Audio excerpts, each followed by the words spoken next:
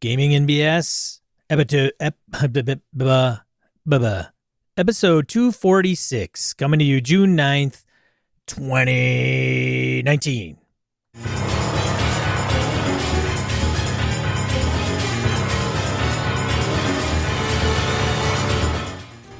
Welcome to oh my god, I am just rusty as hell. Welcome to Gaming NBS, a tabletop RPG podcast. I'm Sean. I'm Brett. I know what I'm doing, I think. Welcome to the show, folks. Sean, welcome to the show for the first time. Glad to have you on board. Thanks, Brett. I'm new at this. I know. If we get another 240 some episodes, I'm sure you'll get back in the groove. It'll be fine. Yay. How was your weekend, man? It's good. I gamed, Brett. Did you game? No, I actually dealt with literal shit. We had a septic system problem at the cabin. Oh, no. It's fixed. It's fixed. It was not like... It could have been a lot worse, but my old man and I got it sorted out. So all the plumbing works. There's a... When you know you're going to rough it, you go somewhere. You're like, hey, this cabin has no running water, and there's an outhouse. You're like, oh, I'm prepared for that. The cabin is designed for that fact. There's basins for water and blah, blah, blah, whatever you got to do. When you go somewhere where you're expecting all of the amenities and they don't work, especially you can bring water in, you just can't get it out. It's just, everything is just, as my mother would say, it was cattywampus. It was not good. And my dad is old, out of shape, 70. I mean, he's not ancient, but it's not the years, it's the mileage. He has 2 fake knees, bad back, fucked up shoulder.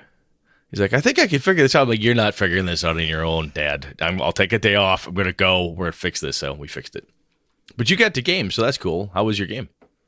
I thought it was okay. I don't know. My opinion doesn't matter much as doesn't matter as much as the players' opinions. Or at all, really. Well, that's true too. That's true. Yeah, it was fun. A couple people. It was a Patreon game, so I messed up and did not plan forward enough to post it on Patreon for people that wanted to join, like within the last week. So ideally, I would find out who's in, give it a week. The people that are out, and then I free up 3 spots, post it on Patreon. Okay. People that can join. Problem is, I want to get like an FAQ put out there, so that way they're like, "Well, where do I go? What do I do? So, what kind of character can I play? Where is it taking place?" And those are all in there. So what I'm doing is 2 things. One, I'm waiting until I get the people who paid for the Kickstarter from Avalon Kickstarter for me to run a game for them. I want to get that done. Once that's done, I expect Sean will have all the bugs worked out of the system. I could say, "Hey, Sean, it's about time I run. Hand me that fully baked cake. I'll serve that." And I'm like, "Wow, Brett, this is amazing." Yeah. And I will say things like, yes, my partner Sean built this for me. That's my plan. So we're using Roll20 and Discord. It's okay. Like, that's it. So Discord audio and Roll20 for pretty much chat. I think we can use chat and Roll20 and all the handouts and die rolls and stuff. So it seems to be working out okay. Awesome. Very cool. Yep. So that's it. And I was going to say, for online gaming, I have found that I don't care if people choose to roll dice tactically on their desk in front of them. I don't care. I don't need to see the dice. It's not that big a deal. I don't play with cheating bastards, so I'm not worried. I don't care either, but Roll20, when you use the 5e character sheets, it's really easy. That's like a click interface that adds all the bonus. Yeah. Yeah. I'm with you there. That's cool. That is very cool. Yeah. Well, I guess we should talk about like gaming shit now. So let's see here. Announcements-wise, the Avalon Kickstarter, I mentioned this last episode. If you backed at any level that grants you PDF, you should have gotten the link. And I believe Phil Vecchione, our master project manager for Encoded Designs and this project, as all others for Encoded, we found some errors. Papa Swick and a few others got a hold of me and said, "Hey, there's a couple spelling errors. Oh, I found a thing." And just small stuff. It was really like tiny errors. And we went through like, you know what? Now's the perfect time as we're getting the print-on-demand stuff ready. And Bob and the guys combed back through it, made sure we caught everything, cleaned all that stuff up. So there should be a new and improved PDF available for folks. And I do want to thank, I mentioned Jim Fitzpatrick last time, had a very short but very nice comment on Twitter for me. And Jared Rasher, scholar and gentleman that he is, did a very nice review of the Streets of Avalon PDF. Did you posted do it on in his blog? Oh, well, no, put it in the notes. I will get it in the notes so that'll show up there. Okay. But it was really cool. I thought it was I was talking to Kev Thulu about this, and he said, you were really nice back to him. I'm like, dude, the guy took the time to read my thing and put together a very thoughtful approach on things he liked. A couple things like, I wish he would have done better here. Oh, I wish this would have been a little bit better. I read his review and I'm like, yep, you know what? Those are all good points, Jared. I can make Avalon even better with that feedback. Thank you, sir. So those types of reviews, read all day long. That douchebag who's going to write in and say, this sucks, you're a thief, it's nothing but a whatever, blah, blah, blah, rip off for your what, that's of no value to me. So, but good, well thought out reviews with good points like that. If you follow Jared's method, man, I'll listen to you. That was good stuff. So thank you, Jared and Jim Fitzpatrick, for doing that for me. Are we still doing the, have you read it yet? I should ask you, have you read my PDF yet, Sean? I have not. That's okay. You're a busy guy. I have not. You're busy. I'm reading a few things at the moment. That's totally fine, dude. There's so much crap going on. It is hard to keep up on everything. Yeah. Even though you should be really excited for me because you're my friend and I downloaded it. It's on my Goodreader on my iPad. So that's okay. I'll be all right while you read the next one. Yeah. Are we still doing Awesome Dice? Did he sort that out? This is the last month to sign up on our email list and be qualified to win a set of dice from awesomedice.com. So June 2019 is the last month for Awesome Dice giveaway. It's the last month. Xavier G, if you're out there, I think I emailed you. If you want a set of dice, let us know. I can forward your email. You won for the month of May. We'll hook you up. Otherwise, I don't know if the promo code's going to continue past June. My guess is probably not. But I would assume not as well. Yeah. Otherwise, so go over to Awesome Dice, spend $10 or more, use promo code GamingBS, and you'll get 15% off your order. So there you go. There you go, indeed. Evercon.org. You can go out there. I'm going to keep pimping that till my show hits in January. Check that out. If you're able to get there, that would be great to have some BSers on hand running games and so on. And GameholeCon.com.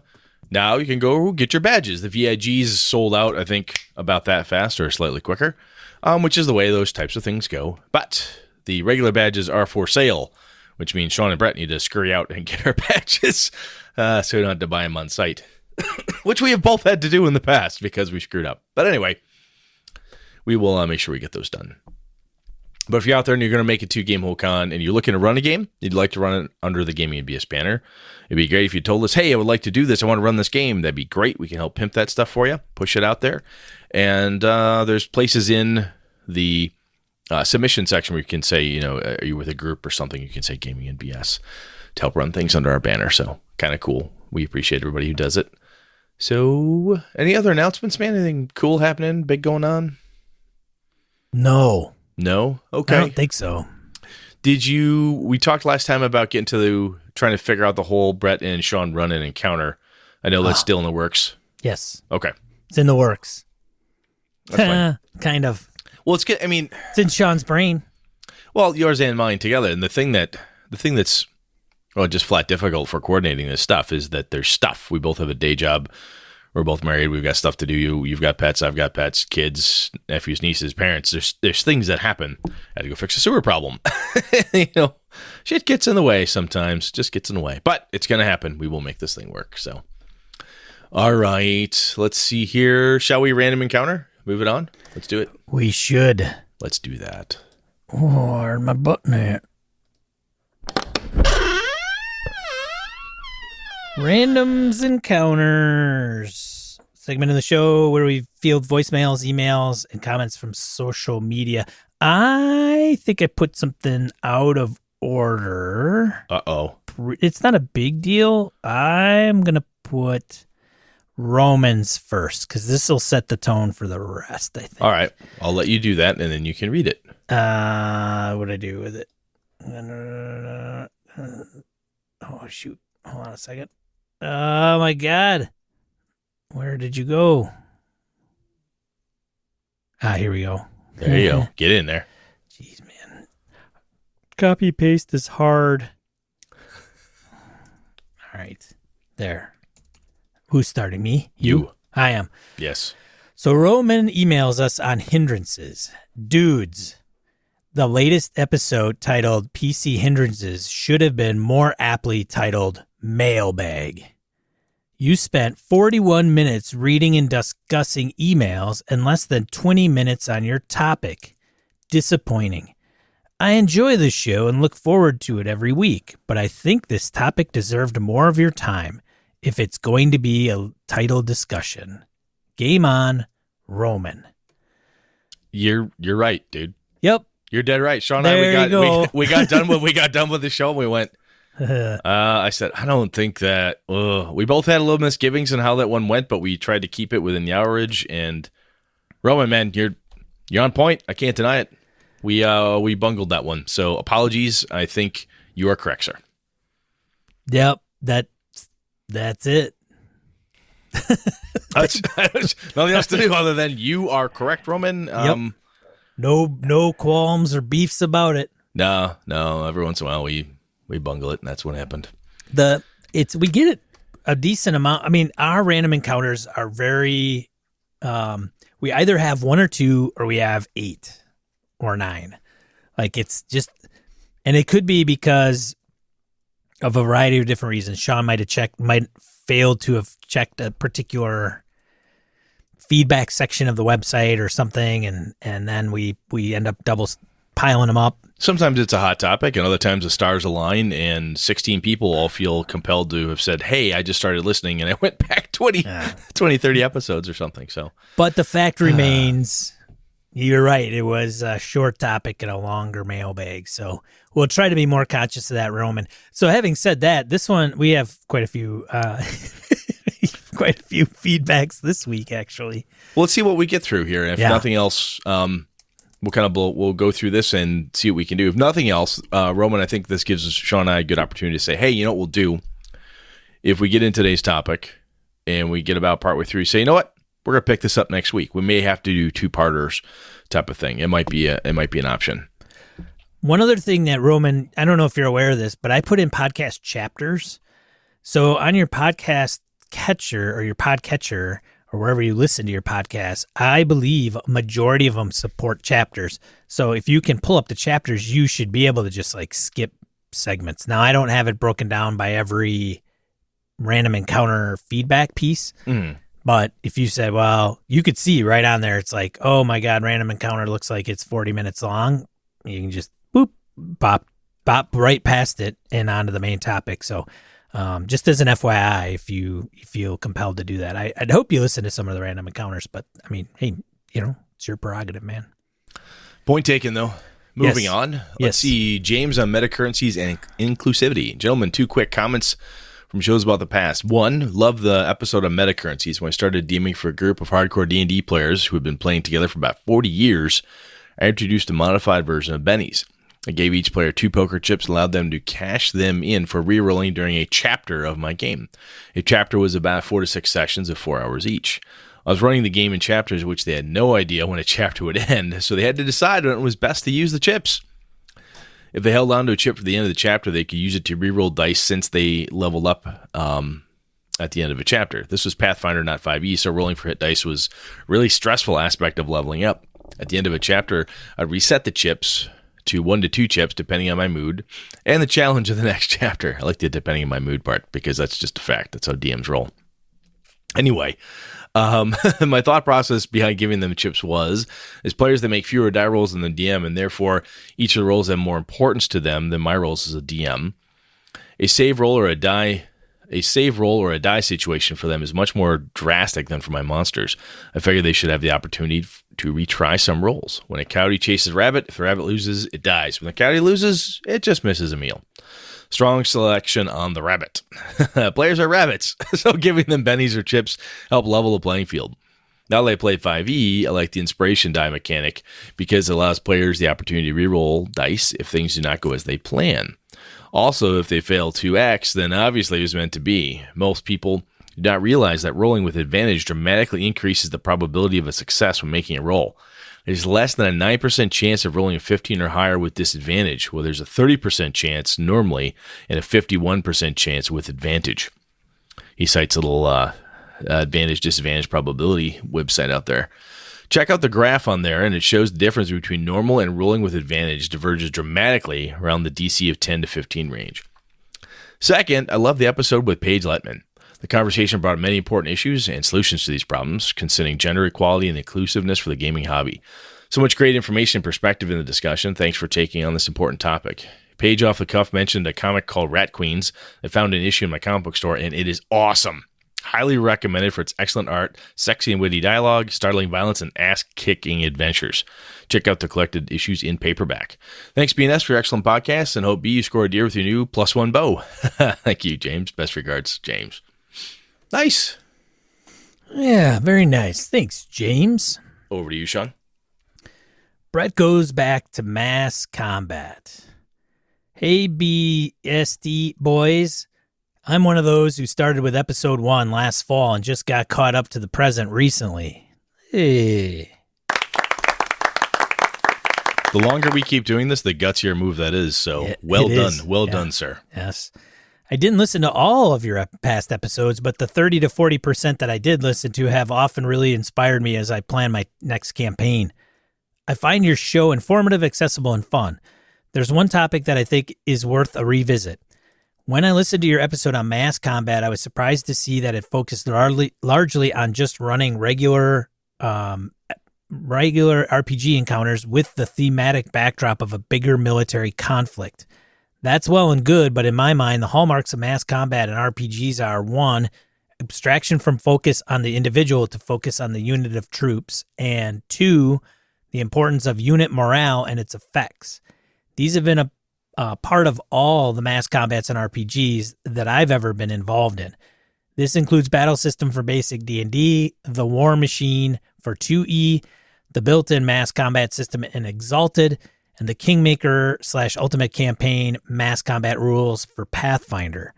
So I think it's worth an episode to explore mass combat again, asking things like, what is it? How can it be done well? How is it sometimes done poorly? What else is related to it? Actually, I think these points could be good for any concept-based episode. But anyway, if you don't want to do an absolute repeat of the topic, maybe you could do a more general one on additional rules, systems within the system, and include not only mass combat, but also things like ship-to-ship combat, kingdom/dominion rules, etc. Cheers and keep up the excellent BSing. Brett, with 1 T. That's the only way you can tell Brett and I apart. Right, of course. It's with I have 2 T's, and you can see it when you look at me, and you can note that he only has 1 T, which is, well, of course. It's neither plus nor minus. It's just that's how you tell the two apart. Yes. I think what's interesting there, Brett, is that you mentioned ship-to-ship combat. And one of the things that Sean hit me with the other day, he goes, we should talk about vehicle combat. I'm like, yeah, we should do that. So this is like, yep, ship-to-ship is it's a vehicle-type combat. So yes, well, good points there, sir. And I have just added them into the hopper. And those will make, we'll get in there. We'll make sure we hit those. All right. So let's see. We've got Jello Joe talking about hindrances. Hey guys, just listened to the hindrances episode. I wanted to chime in with examples from my favorite game/setting, Desolation RPG. As with several games during character creation, players are required to take a flaw. Technically, they can take as many as they like. I usually limit to 2 or 3 max. The more flaws you take at creation, the more style points you start with. These are similar to inspiration. Through the game, if your flaw puts you or the group into conflict, you can earn style points. In the core book and both supplements, they have examples of flaws your characters may have, but they are no means all-inclusive. Here's an example from the book. Honest. Your character is sincere and straightforward. He always tells the truth and plays by the rules, even when his opponents do not. Your character suffers a -2 penalty on social roles when they try to lie or cheat. You earn a style point when your character's honesty causes trouble. Style points in Desolation are similar to what I believe inspiration points are for D&D 5e and others, I'm sure. They're given out by the GM when the player role-played an encounter particularly well, causes a conflict that will need to be resolved, and bringing in a food dish to game night. Yes, even bringing food. The setting is harsh. They suggest handing them out fairly liberally. Lack up levels and steady increasing hit points make every one of those matter. Style points can be spent on few things, but the most prominent is adding extra die to your skill when making any kind of roll, dice pool mechanics. I usually keep a stack of poker chips handy to toss at players. As far as awesome game stores, excuse me, Guardian Games in Portland, Oregon. It's 4,000 plus square feet of gaming heaven. Holy shit, dude. I've seen people from nearly all walks of life patronizing and employed there. We met the previous owner and founder about 15 years ago, and she has built an amazing community. My dream is to one day open up a game shop on my own, probably when I retire from my current career in like 30 years. I would love to recreate a similar vibe. Guardian has lifelong customers in us until my dream comes true. Thanks for continuing to do great things. Oh, I'm sorry. He corrects himself. The current Guardian Games location is 10,000 plus square feet. 10,000 plus square feet. So this is Guardian Games in Portland, Oregon. Holy crap. Yeah, that's a big store. Big store. And to have it be run well, all in a great environment where people can hang out and feel welcome and included. That's damn near beyond belief, Joe. That's awesome, man. Yeah, Thank you. Thank you very much. Yeah, so if you're out in Portland, you'll have to check out that game store. What's it called again? Guardian Games. Guardian Games in Portland, Oregon. Guardian Games. 10,000 square feet. Good Lord. That is selling a shit ton of product in order to pay that rent. That is big. All right, your turn. Even if it's $1 a square foot, man. It's a lot. That's a lot per Plus month. heat, lights, blah, blah, blah. Yeah. Yeah. Wow, that's fucking huge. A lot of freaking magic cards. John from House Kayward, DM Kojo, and random rolling up a character. Hi, Brett and Sean. I just listened to DM Kojo's text about bringing a character concept to the table. It seemed he was advocating that player characters should be randomly generated so that they can organically develop over time. I have done it and liked it, but personally, I find it much less fun. I like to think about and know who I am bringing to the table. It helps me create catchphrases, accents, or connections to the campaign. Part of my fun is thinking about it ahead of time, so why not let players use both approaches? Additionally, in my experience, most players revert, slide, or slip into their base role-playing character. You know, the one they have been playing in every system since 7th grade. My buddy Jeff. Yeah. Hey. Hi, Jeff. Hi, Jeff. I got a couple of those. Fighter, Magic User, Thief, Paladin, Rogie guy, Han Solo, Captain Kirk. It is the exceptional player that can sustain a truly different character for an adventure, let alone a campaign. I also suggest, with all due respect to DM Kojo, that he is sounding very similar to the people who refuse to do it this way. Keep up the great show, John from California. John, I'll tell you what, man. One of the things you said there is part of the fun for you is doing it ahead of time. There is something to be said, and people have argued this in the past, that Pathfinder and 3.0, 3.5, so on, and other games like that are complicated or very crunchy, one of the things that it rewards is time away from the game table. And this is a piece that isn't necessarily crunchy per se or anything, but thinking about how your character would act, react, and how they fit the setting and so forth. If that is something you do away from the table that helps you stay engaged in the game and so forth, yeah, I can totally see why that would be a big score for you. And that makes sense. I've got guys in my group that really, really enjoy that. And away from the table, 3 weeks after the game, I'll get a text, I'll get an email from Lenny, or he'll Slack me up and say, hey, I think RJ would walk away. Hey, I think this character would this. I think this would happen. Tell me again what happened. I'm not sure what to do with my guy next time. They're thinking about this outside the game, and I think that that's a very valid perspective, John. And I like that phrase you threw out there. So thank you very much. Good feedback. All right, let's see. Ryan from House Bueller shed some perspective on inclusivity. Hello, Brett and Sean. I really enjoyed the episode. This is really good. Okay, I'm assuming so. I'm just saying this is. It looks long and well thought out. So this is something that I think. I mean, not that the rest were not good, but I think this is something that will lead into some very interesting perspective. So. Oh, very cool. Yeah, it's really awesome. Thanks, Ryan, in advance for emailing us. Yeah, Sean usually buzzes through all these beforehand. I read them a little on the cold side. So anyway, really enjoyed the episode on inclusivity. I think that's a topic that could be revisited again and again without ever getting stale. I love to hear from all kinds of guests from various walks of life, share their experiences in the gaming world, so we can all work together to make our community better. Currently, I'm about halfway through the episode on character hindrances, and I couldn't help but feel there's a bit of correlation between that kind of game mechanic and inclusivity. I know you focused on using hindrances and flaws for character min-maxing, but from a different perspective, perhaps certain options that are labeled as flaws or hindrances could be a bit off-putting or offensive to different groups of people.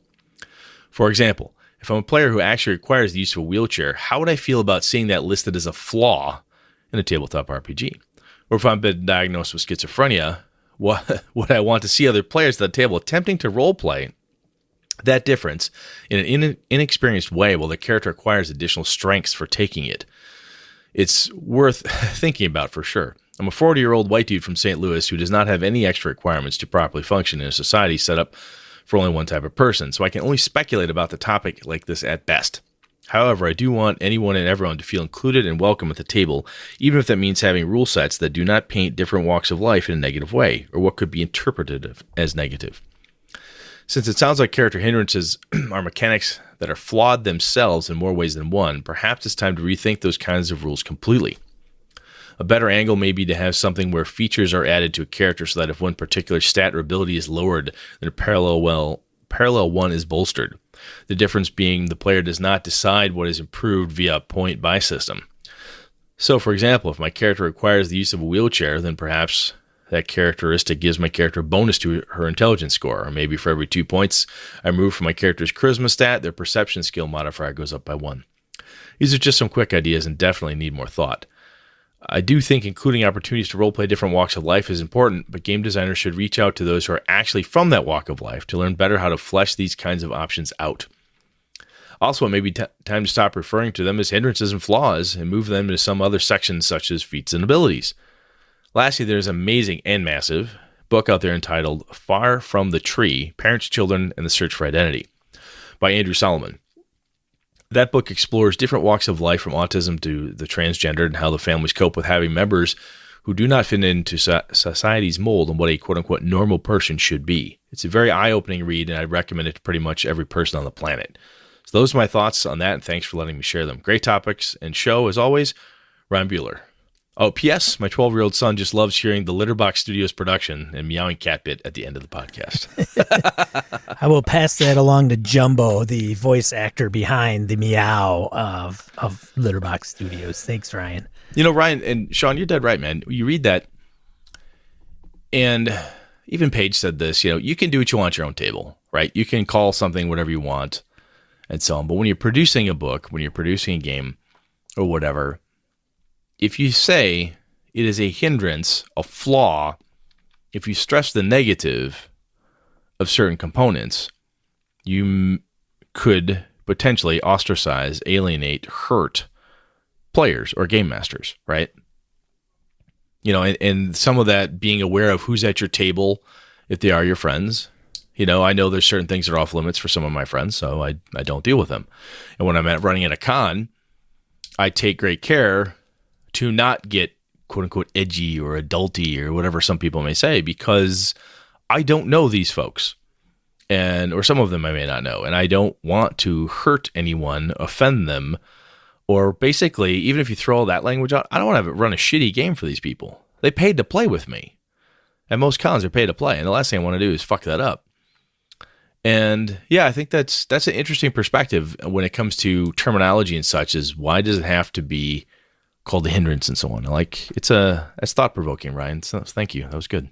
Yeah. I think the context around it was just an example of how we, we're not blind. We're not deaf. We're not in a wheelchair. We're not paraplegic. We're not quadriplegic.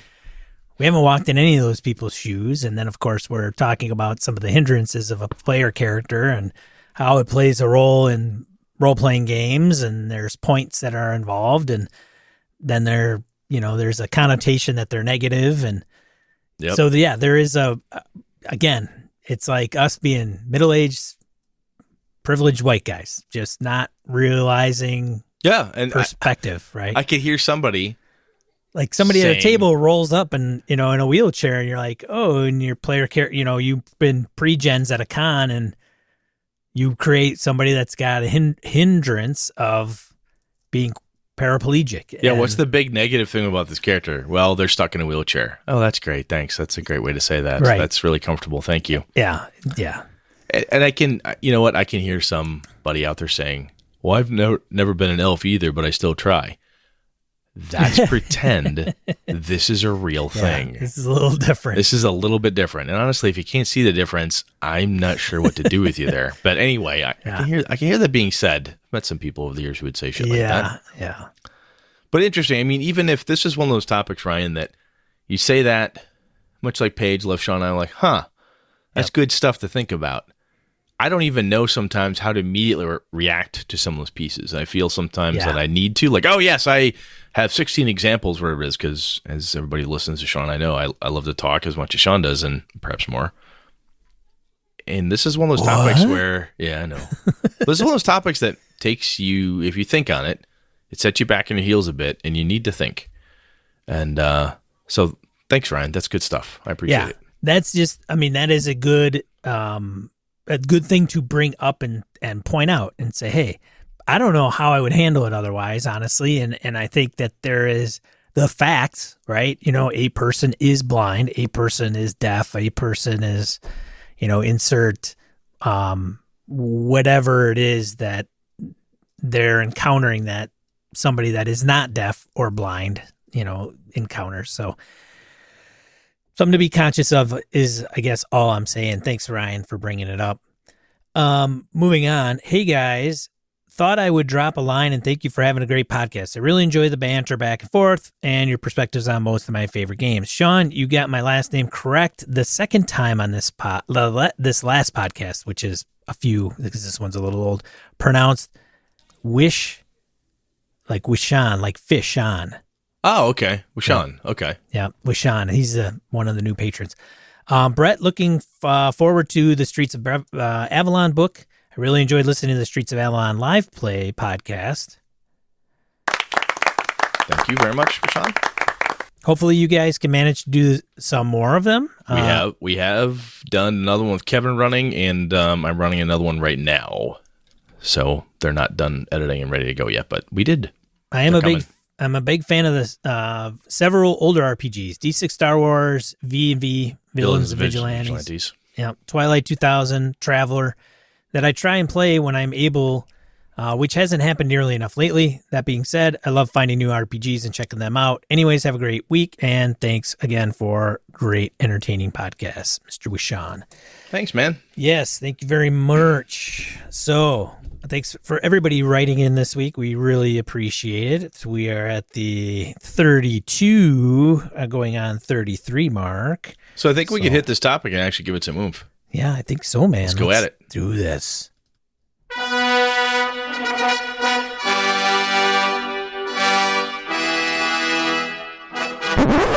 All right, Brett.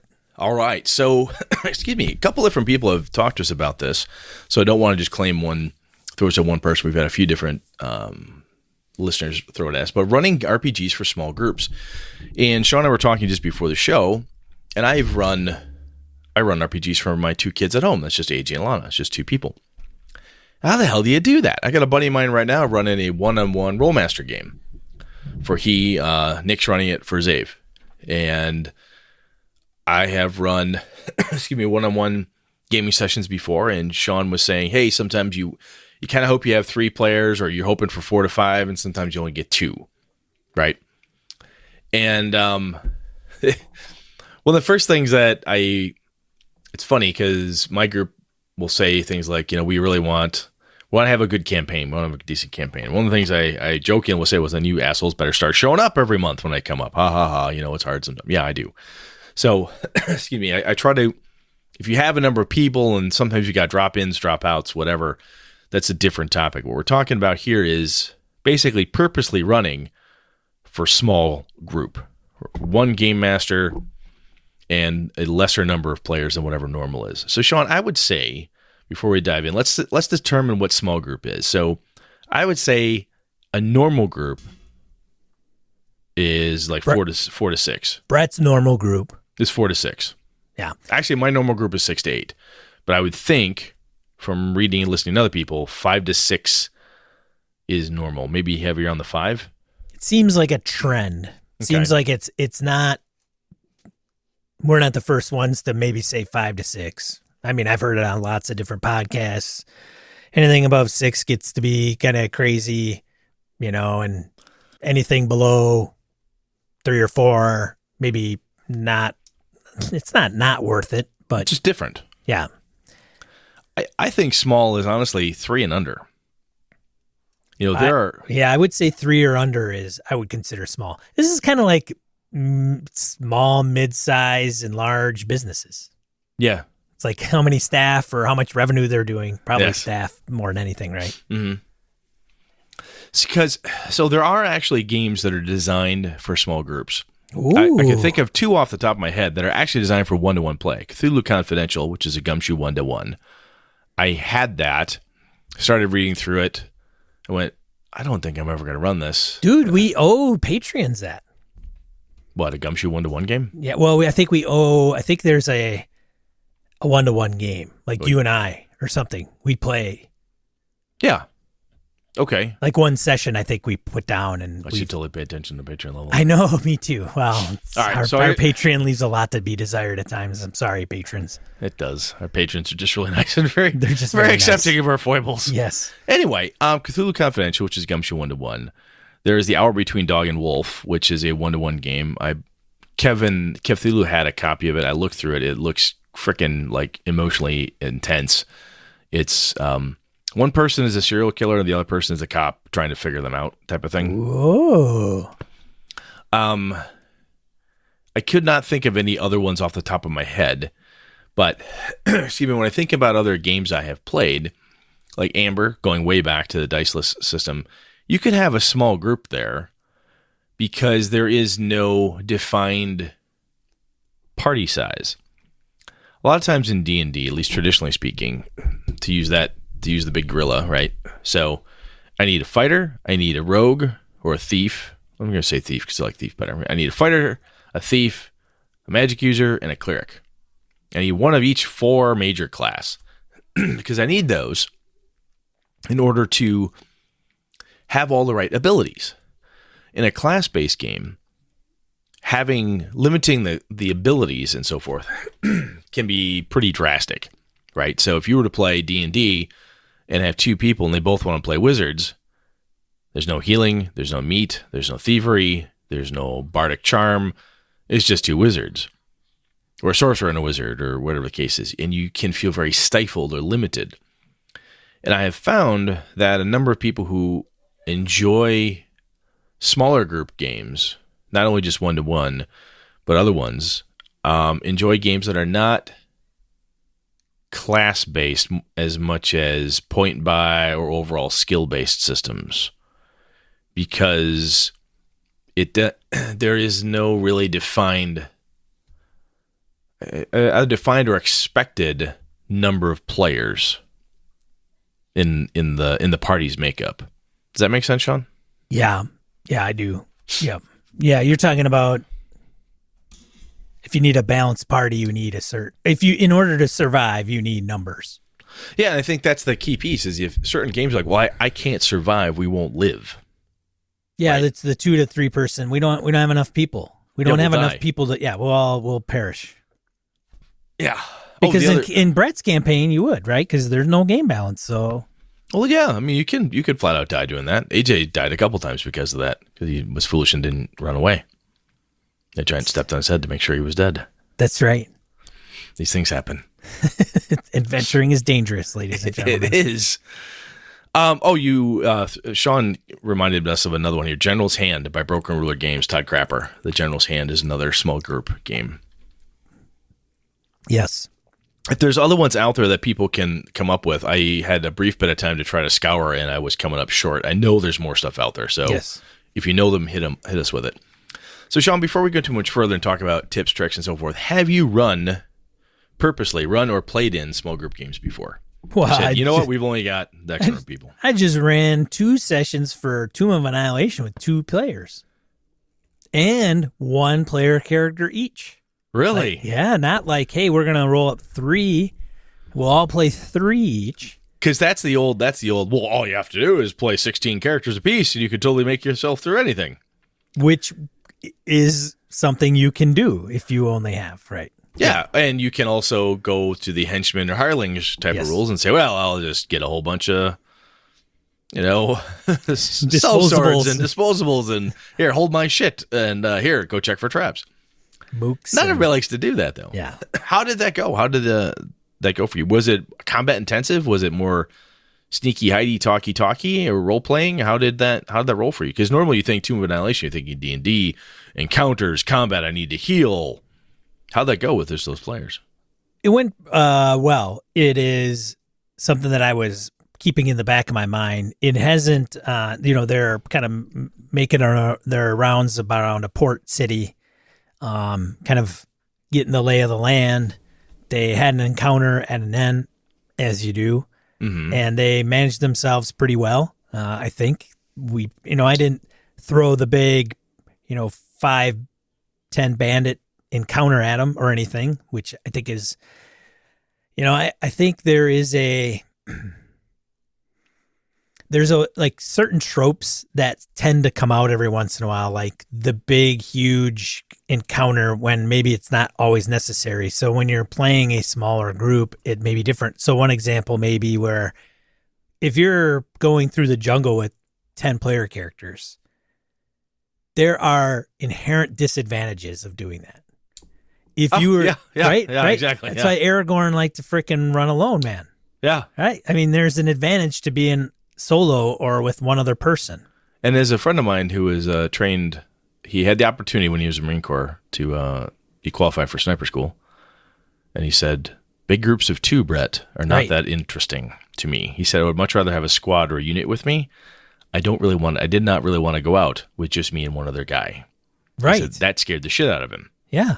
And Tom was a pretty tough dude. He's like, no, just got married, had a kid. He goes, I looked at that one. That sounds really interesting. Big groups of 2 in enemy territory. No, sir. No. Yeah. Don't want to do it. So having said that, I didn't get into it. They aren't in a place during that adventure where I don't think their numbers are going to be a big deal. But at the same time, even in a port city, have you ever gone, Brett? This always kind of was weird to me when I would go like bachelor parties, right? Yeah. You'd be with like a group of like 10 guys and you're walking into a bar, or even if you're not at a bachelor party, you're just going out with a big group of people. Uh-huh.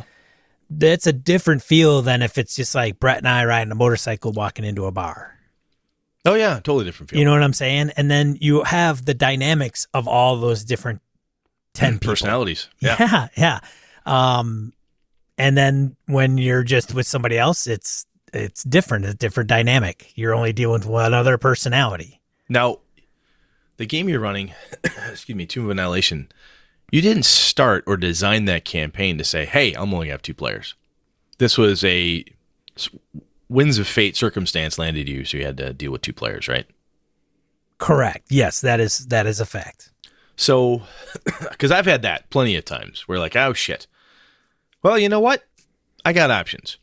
And honestly, this is where one of my loves for city-based campaigns comes in, is because there's so much stuff to do. I used to do this in Vampire all the time. Somebody couldn't make it, someone was running late or whatever, and you could shuttle the group off to go deal with other things. The group was always splitting up and going different places to talk to other vampires or werewolves or mages, whatever the hell they were doing in the city, and running around. Even in an Avalon city, you get to run around and do stuff and talk to this person, go over here, do some investigation. You feel like you can split up a little bit, as opposed to in the dungeon, which is odd. You're like, okay, we're in Undermountain. Why would you split the party? That sounds terrible, right? But in an investigative game like Call of Cthulhu even too comes to mind, is that the party often splits up. We're going to go, you go talk to the librarian, you go over there. And when that happens, you're down a few people. That's normal. That's cool. Well, that's the thing with the bar thing that I was bringing up, especially Call of Cthulhu. Like, why would you have a group of like 6 investigators all hanging around each other? Everywhere they go, they all go together, all 6 of them. Like, it just to me sounds like in real world, Brett, if you and I and Lenny and Zave and all those guys were together and we were on like a scavenger hunt, it would be like going to every place together for some stupid reason. And it would feel awkward. It would be awkward. Like, hi, hardware store owner. Someone would look at you. Someone in a group would get, can we just fucking split up? I know where the hardware store is. I know where the school is. I know where the flagpole is. Can we just split up? But D&D has always been, don't split the party. Yes. Right. So there's this weird dynamic. That actually points out a piece, though, is that if you're going to run a campaign specifically, like, look, I only have 3 players or less, 1 player, 2 or 3. That's it. I'm not going to get any more. You might want to choose a system that's either designed for such a thing or where it's inherently okay from the story perspective, narratively speaking. It makes sense in a Call of Cthulhu game to have 3 or 4 investigators. If you read the Dunwich Horror, Sean, which I strongly suggest you should, because in Call of Cthulhu, it's one of the few group investigation stories that Lovecraft ever wrote. If not the only one, yes. Okay. Farnsworth Rice, Armitage, and shit, I can't remember the other guy. But there's basically 3 professors that are engaged in this thing in the Dunwich Horror. Interesting. So, and they go and deal with this thing, and things operate and so forth. Anyway, it's a small crew, and they go deal with the problem, and things happen. So I don't want to spoil it for you, even though it was written back. I appreciate that. No problem. There's an unabridged audiobook I'll point you to at some point. It's really good. Yeah, I don't have a problem buying it. I've got Audible credits coming out of my ears. Anyway, that storyline, that genre, that setting, that's cool. So if you're going to run D&D and you said, look, I want to run an Eberron game. We're going to go in Sharn. It's a city-based campaign. It's okay to kind of wander around as opposed to saying, hey, I'm going to run a hex crawl. And is that okay or not? Then you think about it, you go, Daniel Boone, Lewis and Clark, Lewis and Clark had a bunch of hirelings. They had people with them. But there were still people during that time period, Daniel Boone, David Crockett, that went out alone or with very small groups, scouting advance parties. They would come back and report. So looking at, it's not that you can't play D&D this way with just 2 or 3 people. What I think you need to do is take a serious look at the story that's going to surround it. What's the conceit you're walking into? What's the thing you're going to go after? It's going to be a city-based campaign. All right, that's cool. All right, we can work with that. There's a couple of them you're going to investigate something. And yes, somebody's going to say every game's an investigation game. I get it. But if you're there looking for a specific clue where you're hunting a la Sherlock Holmes or like a Call of Cthulhu investigation, or even if you're going on an assassination mission, you look at Shadowrun. For God's sakes, why would you have 6 Shadowrunners? Right. Going to break into the shop? I would think a group of 3 would probably potentially be more effective. Yeah, you might have to hire a rigger to drive you or hire somebody else to lend a hand, but the 3 people going in, using their contacts to do certain things, that seems much more efficient than a group of 6 to 8 cats all trying to do something. Yeah, those it's basically you're getting small, elite units at that point. Yeah, that's where you kind of gotta.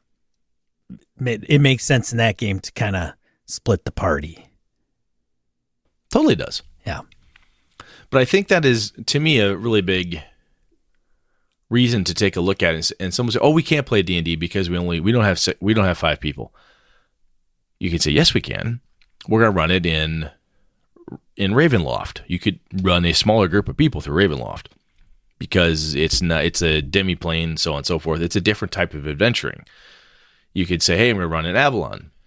It's a city campaign. We can totally do that. I'm going to go to Sharn, city campaign. Or I'm going to do a hex crawl with D&D. I'm going to run an old school BX hex crawl. But your job is to go out for 2 days and come back and report. There's an army behind you. Your job is to get data and report back. Or your job is to find X and come back. Indiana Jones was essentially a one-man show. He would pop in, find stuff, get things, and get out. So you can run those type of campaigns, I think, by taking a look at the different stories. We've talked about stealing shit before. Steal the book, steal the movie, steal the genre fiction, whatever it is that says, hey, I don't have to have Game of Thrones or Wheel of Time where there's a cast of a lot of fucking people that I have to deal with here. No, I don't. I can keep it pretty small. Dragonlance Chronicles, to go back there's a shit ton of characters in there to keep track of. Yeah, there's the Companions of Lance. Oh, there's a lot, at least 6. Yeah. Yeah. I was just listening to the book with my son on the drive to Michigan and back because he wanted to listen to something. Anyway, so you can tighten it up. I honestly think that is when someone says, that's how I want to only have 3 players, what game can I play? My question is, what story do you want to play? And it doesn't mean it's a story game or whatever like that. It's like, no, think about the type of adventure. If you don't want to think story, if you don't want to think campaign idea, or maybe campaign idea helps certain people get over it, but it's like, what kind of adventures do you want to run? Well, they really want to do old school dungeon crawling, but I only have 3 of them. Well, you really want to go old school. Henchmen, hirelings, 2 characters apiece. That's the way to go. Because if you want to run old school and do the stuff you used to do, you're going to die. If you don't have a cleric, if no one in the group wants to make a cleric, or the only cleric dies, you're going to have these issues, and so on. But if they're willing to play D&D or any game and have a different type of adventure or set of adventures, I think that changes the mindset of what people are looking for. And certain games, your Power of the Apocalypse games and other ones, are very designed to curate an experience, right? So Monster Hearts, I know I've not played it. I have to ask Kevin and other people who have, but I don't think you need a cast of 8 people to play Monster Hearts, right? And those games that are designed to curate that experience, I want to play this type of adventure. I want to have this type of an adventure. Hey, there is a game that's designed to curate that experience. Or there may be, I don't know what it is. What games do you know? You can make that experience happen by toning or tuning the adventures to be the type of thing you're talking about. Does that make sense, Sean? Yeah, of course it makes sense, Brett. Does that sound at all interesting to you? I mean, because if you think about it, would you sit down and say, you know what, I'm only going to run a game for 3 people? Yeah, I think it. Because I can tell you, man, I used to think that'd be a waste of time. Only 4 of us can get together. Pff, why even bother running? I used to have that mindset back in the ages back. Oh, there's only 3 of us, only 3 of you and 1 of me. Oh, it's not even worth it. Makes scheduling a hell of a lot easier. Yes, it would. The fewer people problems. The fewer people, schedule problems. I'm telling you, if you have a podcast and you're solo, it's really easy. Well, for scheduling. Schedule. Yeah. Yeah. And then... Yeah, because Brett never texts you and says, can we push it to Monday because I'm beat? That doesn't happen when it's just you. If you get a second one, you're only having to rely on the other person somewhat, and vice versa. But then, I mean, if we have a third or a fourth... Yeah. Oh, dude, that'd be hard. Well, Manifest Zone has 4 guys, but, it's very rare that all 4 are on the mics on the same show. But anyways, I don't have a problem running for a small group. I actually think it's pretty cool. You guys, you run 3 people, or 2 players and 1 game master. It is something like you said, depending on the game that you're going to play and the adventure or whatever that scenario is going to be dependent upon whether they need additional numbers. And then as a game master, it's going to be up to you, not even just the game master, but it'll start out with the game master on whether the game master wants to scale it necessarily or keep everything the same and then leave it up to the players to scale. Yes, because you could say, well, we're going to do this. It's Sean, Kevin, and Joe. Eileen was going to play, but she can't be there. No one else can be there, so it's just you guys, and I'm running. Okay, we are agreeing that I'm going to run Tomb of Annihilation. I'm not going to pull any punches, right? Yes, Brett. Okay, what are you going to do? How are you guys going to go about fixing your problems? How are you going to solve for the fact that it's dangerous? Well, we're going to get hirelings. We're going to make 5 characters apiece. We're going to do da-da-da-da. Right. So again, that's like a session 0 type of thing. We are agreeing to do this thing in this way. Well, it's planning an expedition. Yeah, it absolutely is. Yeah. Absolutely. Excuse me. I think what you said there about, and you gave me shit for it where I don't do balancing, but there is, you can have, so when AJ and Alana were playing and AJ got stepped on by the fire giant, he had 2 characters. Alana had 1. They should have run away. There was only 1 fire giant. It was fucking dangerous as hell. And they got wailed on really hard. And I looked at AJ, said, what do you want to do? He goes, oh, maybe I should run. No, I got to stay. I got to stay and fight. I think we can beat him. Squish. Okay. Bad tactical decision, AJ. He didn't do that again, right? It doesn't have to be like that. But instead of having 3 fire giants or 1 for each of them, it was 1. You know, I don't balance encounters per se, but I know what tough looks like. Right? And I know what overpowered looks like based on the number of characters and the power of them and so forth. So you may, if you're big on balance, have to tune stuff. Like, look, there's not 2 black dragons here. There's 1. And it may not be 2 huge ancient black dragons. It's 1 juvenile black dragon because I only have 2 people going in here, and I want to make it fair. There's CR for a reason. If you want to run that way, you can totally do that. Same thing with Shadowrun. Or any adventure, really. If you go through it and it says this is designed for X number of characters, you have half that number. You probably, if that's how you want to run, need to make some modifications. I would modify stuff. I don't want to make it a death trap. You know? Well, I modify Tomb of Annihilation with the old group because they got like 12 characters. Mm-hmm. So they're walking through a lot of stuff. Yeah. So sometimes you can ramp it up.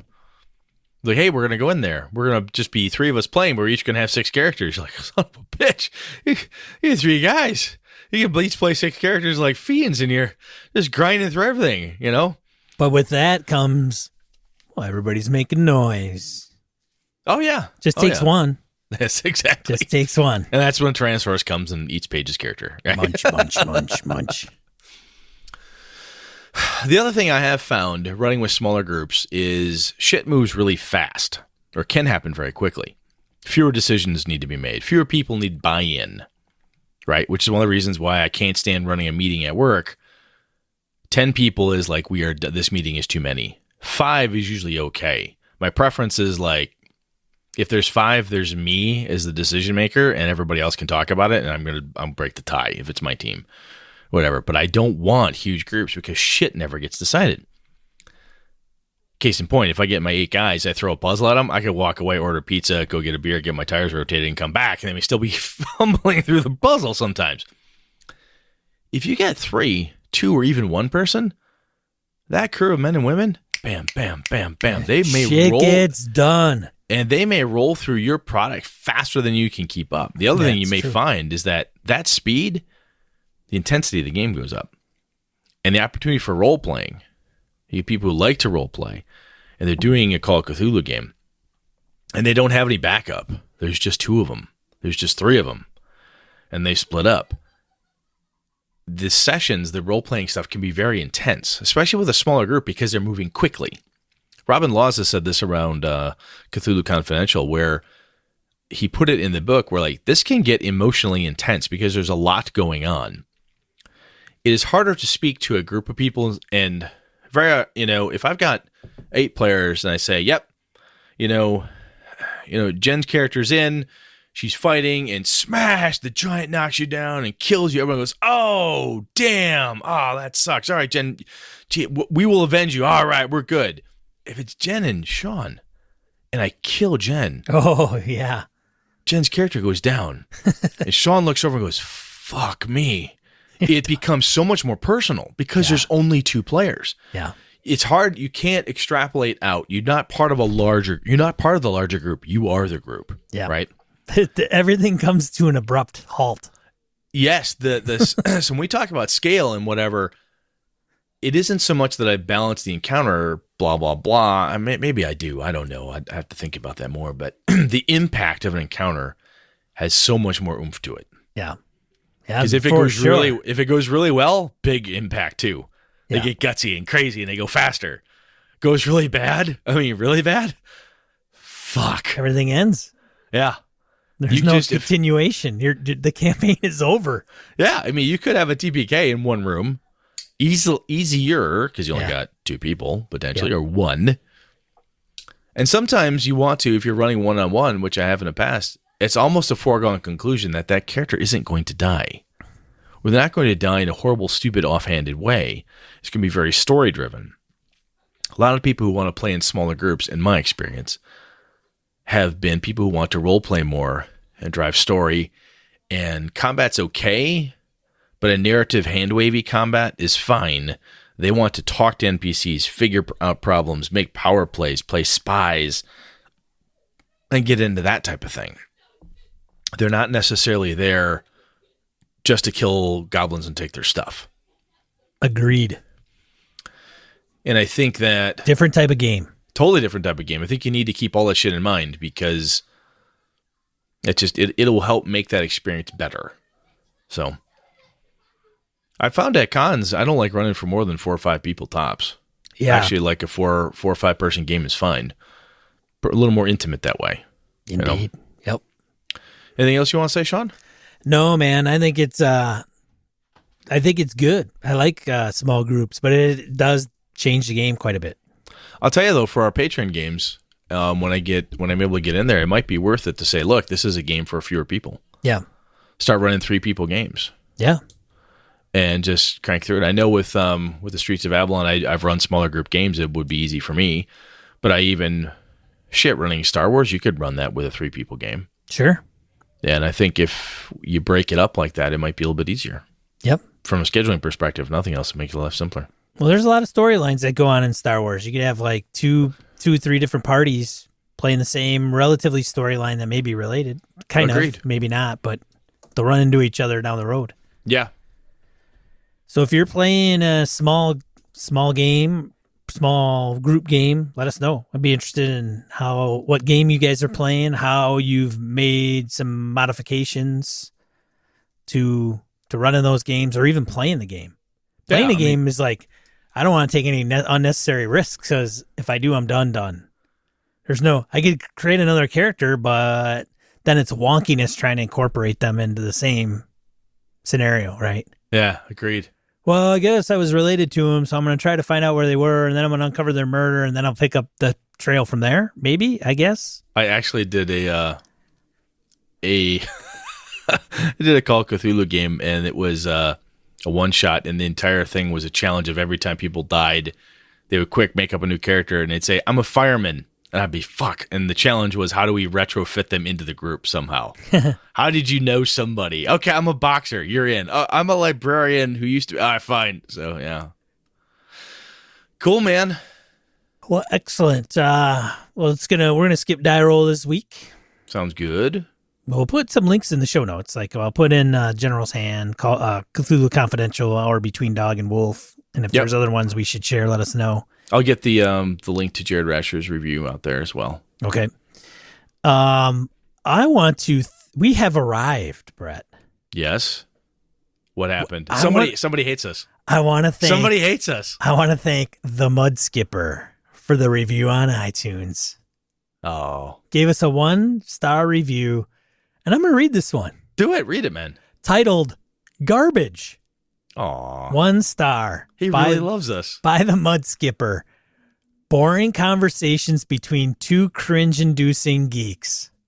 Aw. Aww. That actually warms the cockles of my little heart. You know what I would love? I know this sounds really wacky. So here's the deal, people. Reviews do not get your podcast up in the ranks. Nope. It does not. There are podcasts that have very few reviews that are higher in the ranks than those that have 100 reviews. Mm-hmm. There is no correlation. It's all based on subscriptions.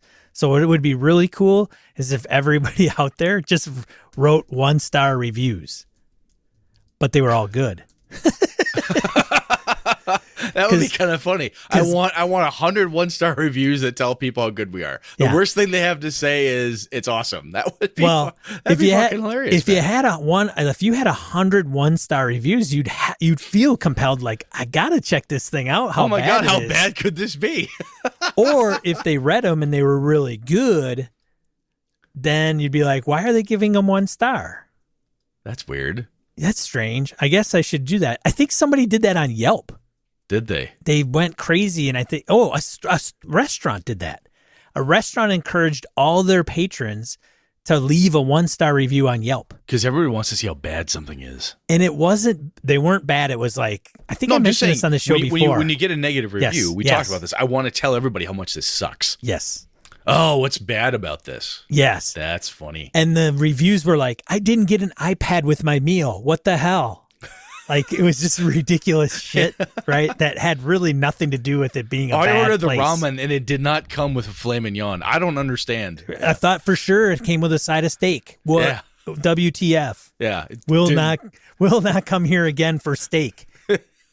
Right? It's a noodle house. Yes, I know, but I still want it. What the Came hell? here for the steak, stayed for the noodles. Where no steak to be found. 1 star. Will come again. That's funny as shit. Yeah. Anyways, we tweeted that and it was quite hilarious. And so I thought it was pretty good. Thanks, Mud Skipper. I tried to find Mud Skipper, like if he or she was on Twitter or something, like going by the name Mud Skipper. I don't know. Couldn't find him? No, but that's all right. Somebody somewhere. So Mud Skipper, if you're still listening, thanks, man. Thank you, man, woman, yeah, absolutely. dude, lady, whatever. Appreciate it. Anyways, that's all we had for this week. What are we talking about next week, Brett? So next week, you and I talked about this a little bit off the air, and I want to bring back kind of the con game idea. And one of the pieces I've been thinking about is basically, here's what it is. Using your con game magic to bring back the wonder in your home game. That's what I want to talk about. To bring back the wonder in your home game. Like, yes. is it like refueling or? Yeah, we'll see. We'll see where it goes. I'll put it together and we'll see what happens. Well, that's great, buddy. Yeah. Well, it'll probably be a colossal failure, but we're going to try. We're going to totally try. All right. Well, that's all we can. Well, that's all I can ask for is just trying. Agreed. Right? Absolutely. Yeah. Agreed. All right. Well, hey, it's another episode of Game and BS, ladies and gentlemen. We hope we met your expectations. Mud Skipper, I love you. I want to make out with you, Mud Skipper. Dude. All right, this is Sean. And I'm Brett. Good night. Good game and all. Well, now it's time to say goodbye to Sean and his friend Brett. And they would like to thank you folks so kindly that we met. You're all invited back to chat to this locality to have some fearsome gaming chat and fresh insanity. Role-playing games, that is. Roll some dice. Join the plot train. It depends now, you hear?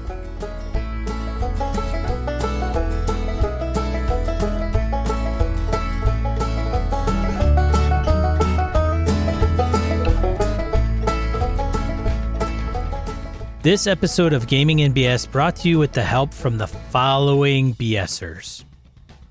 Oh, hell. Let's just name them all.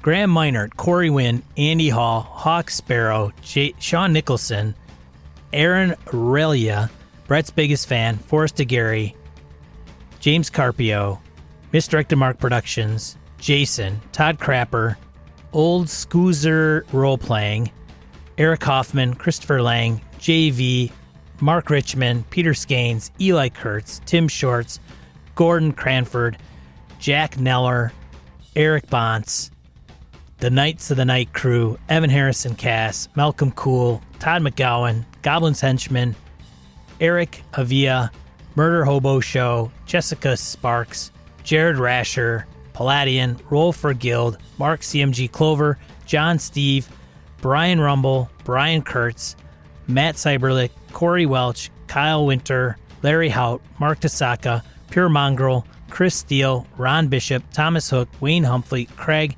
Brandon Barnes, Laramie Wall, Dan LaValle, Jason Hobbs, Sky, Roger Braslett, John Hammersley, Old School DM, Perry Basor, Michael Dinos, Jim Fitzpatrick, Christopher Gray, Bruce Cunnington, John Kayward, Corey Gonzalez, Eileen Barnes, Robert Nemeth, Niall Diamond, Angus, Howard Bishop, Stefan Dragonspawn, Mark Anthony Benedetti, Eric Salzweedle, Trevor Davis, The Closet Gamer, Jeff Goad, Aaron Coleman, Ray Otis, C.W. Mellencamp, Craig Huber, Rich Wishan, Chad Glayman, Finolf, Merkel Froelich, Lord Tentacle, Joe Swick, Curtis Takahashi, Josh Wallace, Kevin Lovecraft, Andy Olson, Tony Sugarloaf Baker, and Jeff Seifert.